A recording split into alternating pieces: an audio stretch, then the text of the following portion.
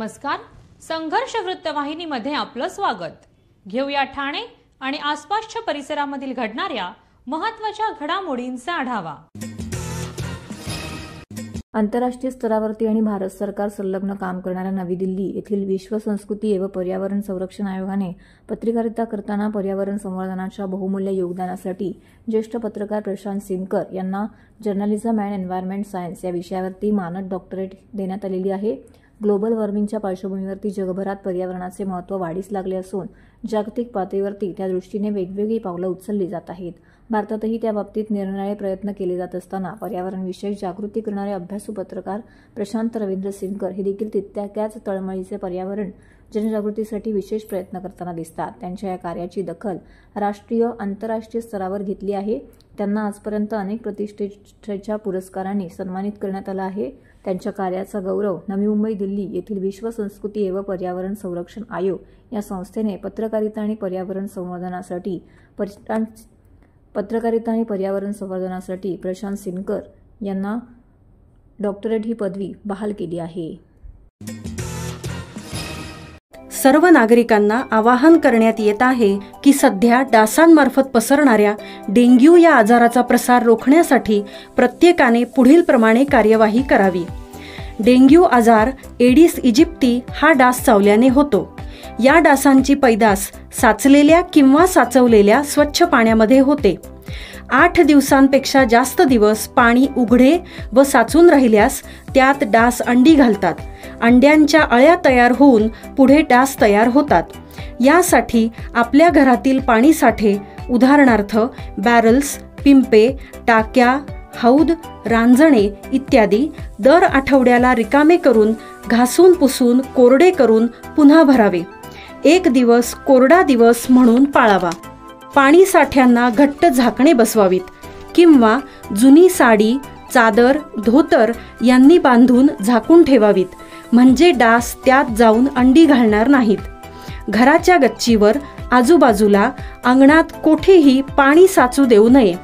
भंगार सामान उघड्यावर टाकू नये. उदाहरणार्थ टायर्स, प्लास्टिक सामान, कुंड्या, टाकाऊ वस्तू इत्यादी. अशा सामानात पावसाचे पाणी साठून त्यात डेंग्यूच्या डासांची पैदास होते. घरातील कूलर्स, फ्रीजच्या पाठीमागील ट्रे हे देखील वेळोवेळी कोरडे करावेत. लक्षात ठेवा, नुसत्या फवारणीने डास घनता कमी होत नाही, तर त्यासाठी डास पैदास ठिकाणे नष्ट करणे ही आपल्या सर्वांची जबाबदारी आहे.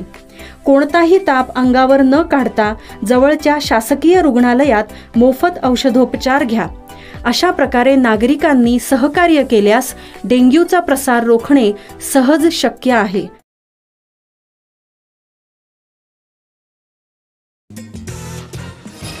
मुख्यमंत्री एकनाथ शिंदे यांच्या संकल्पनेतून साकारलेल्या मुख्यमंत्री हरित ठाणे अभियानामध्ये आतापर्यंत 27,337 झाडे लावण्यात आली असून 1 लाख झाडे लावण्याचे लक्ष्य महापालिका 15 ऑगस्टपूर्वी पूर्ण करणार असल्याची ग्वाही ठाणे महानगरपालिका आयुक्त सौरभ राव यांनी दिली आहे. मुख्यमंत्री हरित ठाणे अभियानामध्ये कृषी दिनाचं औचित्य साधून बाळकूम येथील मुंबई विद्यापीठाच्या धर्मवीर आनंदिगे उपकेंद्र परिसरामध्ये वृक्षारोपण करण्यात आले.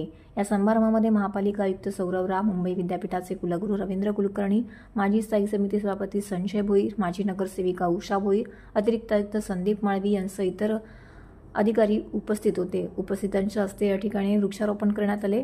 सदर वृक्षारोपणाची सुरुवात ही महाराष्ट्राचे राज्यफूल असलेले तामन या झाडाच्या रोपणाने करण्यात आली. या प्रसंगी तामन या वृक्षाचे वैशिष्ट्य व महत्त्व वृक्ष प्राधिकरणाचे वृक्षाधिकारी केदार पाटील यांनी सांगितले. परिसरामध्ये एकूण 300 झाडे लावण्यात आली. त्यामध्ये तामनसोबतच बकुळ, जांभूळ, कडुनिंब, बेहडा, मोहगनी, बांबू इत्यादींचा समावेश आहे. जोशी बेडेकर महाविद्यालय आणि देवराम लक्ष्मण भोईर पदवी महाविद्यालय आणि NSS आणि NCCचे विद्यार्थी उपकेंद्र परिसरातील वृक्षारोपण मोहिमेमध्ये मोठ्या संख्येने सहभागी झाले होते. आपला काय नाव रे तुझं? समीर ना? त्यांना मागे जरा मागून शूट कर, कारण तूच मध्ये येतोय फ्रेम मध्ये सगळ्या. पूर्ण घ्या त्यांना पहिलं उचलून द्या. अनिशा पिकअप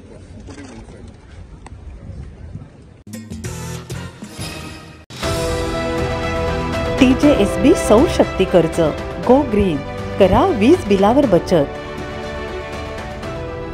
आकर्षक व्याजदर, 84 महिने परतफेड कालावधी, 80% लोन, व्यावसायिक आणि उद्योजकांकरता सुद्धा. अधिक माहितीसाठी तुमच्या जवळच्या शाखेला भेट द्या किंवा संपर्क साधा. 1800-223-466 आणि 1800-266-3466.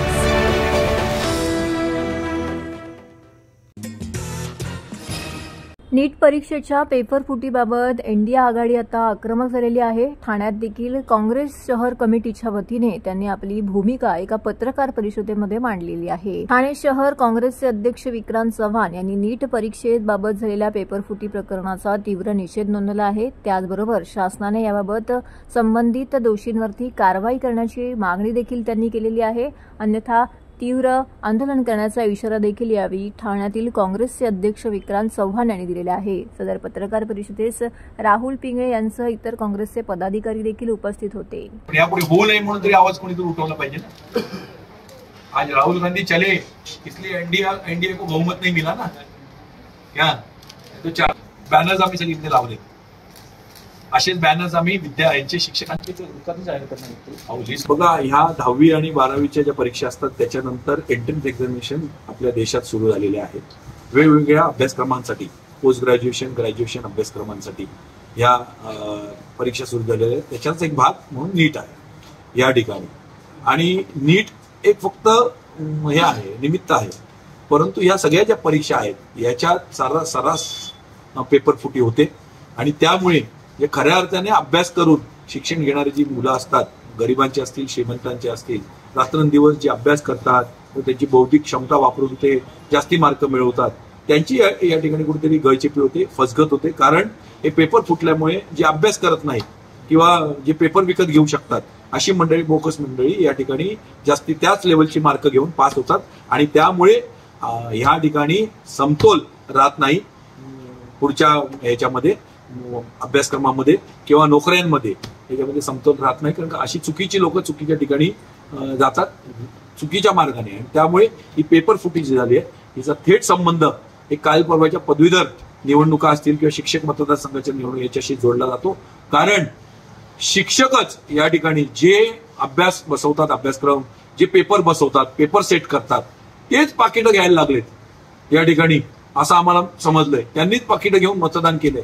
आता जे पेपर बसवतात या ठिकाणी मुलांचं भवितव्य जे हे करतात या ठिकाणी, त्यांनी प्रेरणा, शिक्षकी पेशा ही साने गुरुजी, राधाकृष्णन, संत तुकोबा या ठिकाणी, एकनाथ किंवा महात्मा ज्योतिबा फुले यांच्यापासून त्यांनी ही जी प्रेरणा घेऊन, शिक्षक हा पेशा नव्हे, शिक्षक एक डेडिकेशन आहे.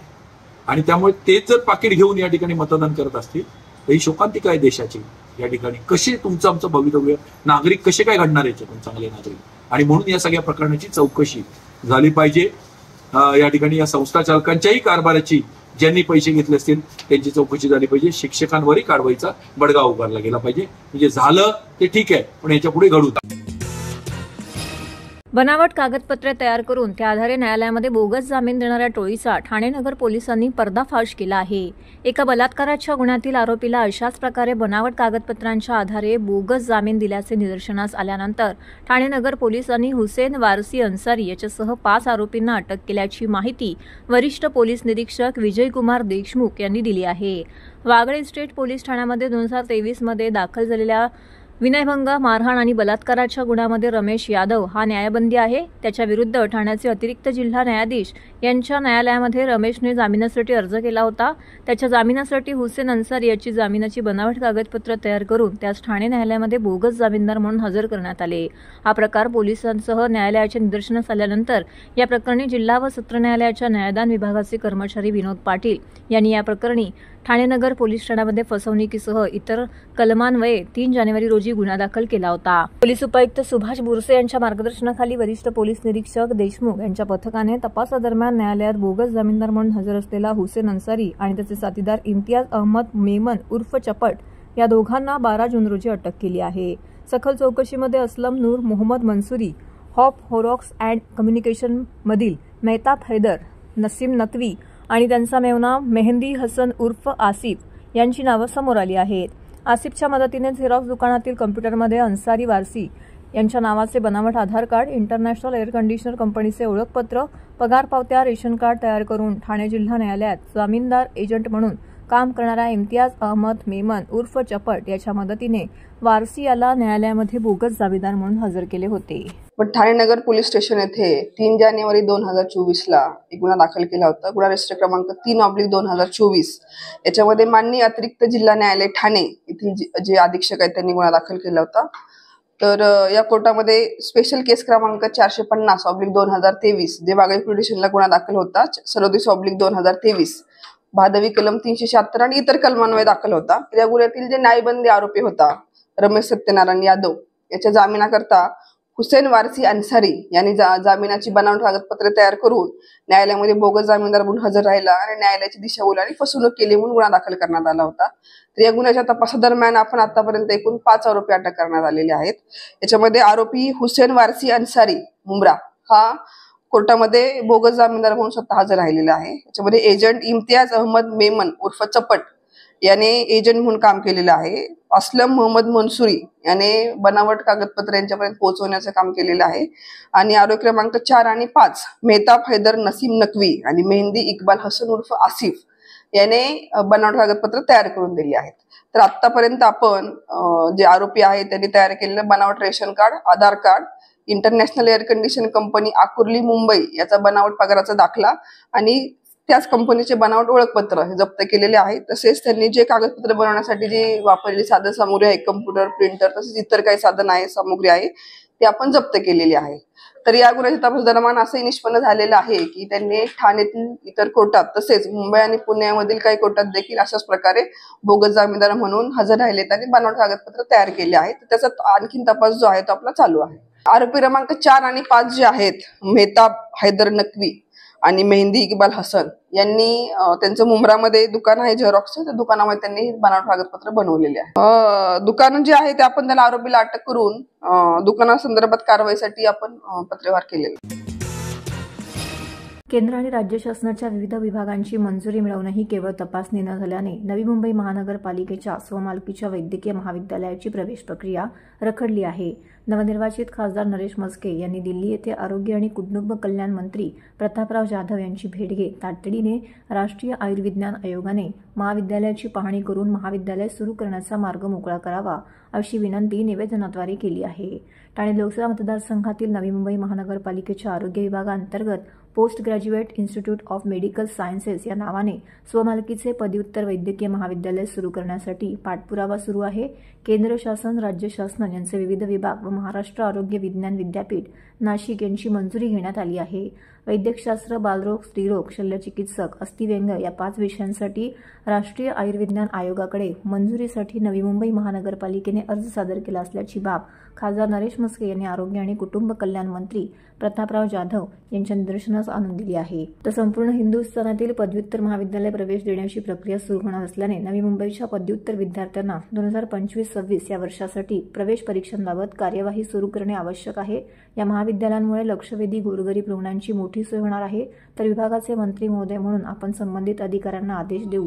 नवी मुंबई, रायगड, अलिबाग, पेण, खोपोली या मोठ्या कार्यक्षेत्रामध्ये सध्या एकही सर्वसामान्य रुग्णांसाठी रुग्णालय नसल्याने ते उपलब्ध होण्यासाठी पदव्युत्तर अभ्यासक्रमाची सोय उपलब्ध करून देण्याकरिता सहकार्य करावे अशी विनंती खासदार नरेश म्हस्के यांनी आरोग्य कुटुंब कल्याण मंत्री प्रतापराव जाधव यांच्याकडे केली आहे. तर हे होतं संघर्ष वृत्तवाहिनीचं आजचं बातमीपत्र. उद्या पुन्हा भेटू याच वेळी याच ठिकाणी ताज्या घडामोडींसह. तोपर्यंत नमस्कार.